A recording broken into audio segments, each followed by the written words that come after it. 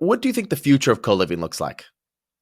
If you kind of just put your hat on, your predictive hat on for the next, 5 or 10 years, where do you think industry is going? So I'm a big like market research and data guy in terms of reports. So what I've seen so far is that it's going to continue to grow just because there's a big need for it, right? And on top of that, from a demographic perspective, a lot of Gen Zers, they like to share a lot more often. So I think that they're more receptive to this. We find that like older generations are a little bit harder to sell them on this, um, but for younger folks, this is what they look forward to, and I think economically too, it's unfortunately something that they're going to on average need, right? Because there's people who are graduating with more debt, they're making lower incomes, they have less wealth.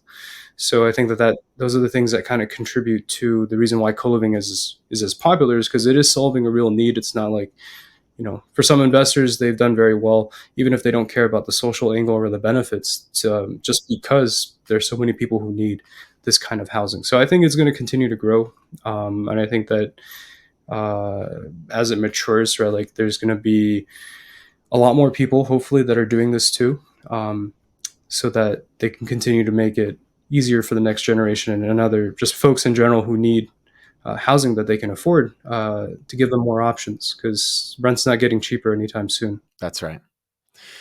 Yeah, man. And I think it's cool. I want the audience to know too, like you mentioned those first couple of homes, you lived in those first couple of homes when they were co-living, right? Like you house hacked. So like this, you're not just speaking as an investor. Cause sometimes I'll get this kickback, I'll put an ad out there and people will comment like, this is just the latest greedy scam from landlords to make more money. And I'm like, that's not us, right? Like we've lived in these homes. I know you've lived in it for years. I lived in co-living homes for 13 years and loved it. I was making great money, but like loved my roommates. And I would still be living in a co-living home if my wife hadn't met me. I had 6 roommates and was like, Sam, this ain't gonna work long term. Like I was like, okay, let's get a house to ourselves. But like I loved it. I loved how cheap it was. I loved how the great people that I got to meet. I love it. You got to pay it was basically one fee and then everything was included. And it was, so I want to say that because I know some people listening, I know some people out there, there's kind of this negative anti thing. It's a greedy scheme. And I really, really, really don't believe that. What would you say to someone who's like, this is just the latest greedy scheme? And by the way, I literally will have like 10, 15 comments, on each Facebook post that says stuff like this. Yeah, I'm not just, yeah. yeah. That's Facebook, so I try not to spend too much time on those kind of comments. But Words of wisdom right there. Okay, yeah. Drop the mic. I think that really it's the thing I would challenge them to do is think about, well, what's the alternative, right? Like, okay, if we simply just use this as a single family property and we house less people, what about the other 2 or 3 that we could have housed? Where are they going to go now?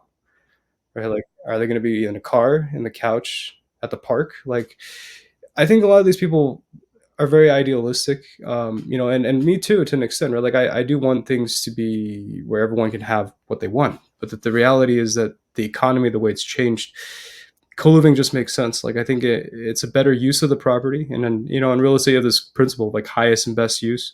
You want to think about how do you, given the location, the property type, like what you can do to either to produce the most value with it. And I think that utilizing single family homes, uh, as single family homes, when you have a great need for just this kind of housing, right, either whether it's transitional or just like affordable housing in general, is really hard to come by. And it's just because a lot of developers aren't building it. There's no reason for them to build it. It's easier and more profitable, frankly, to build luxury apartments, have uh, sell those, because like they still maintain pretty high occupancy, they bring in a good profit for everybody involved in the project. Affordable housing takes a back seat, and so there's just not enough units for the people, right? And then incomes have barely increased in the last 10 years, and savings as well, right? Like 40% of Americans live paycheck to paycheck, over 40%. The vast majority don't have more than $1,000 in savings too.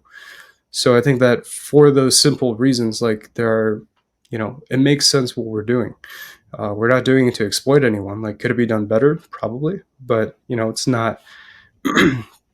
I wouldn't put a lot of weight on anyone who's making those kind of statements, just because I don't think they've spent the time to understand the problem. Yeah, dude, well said.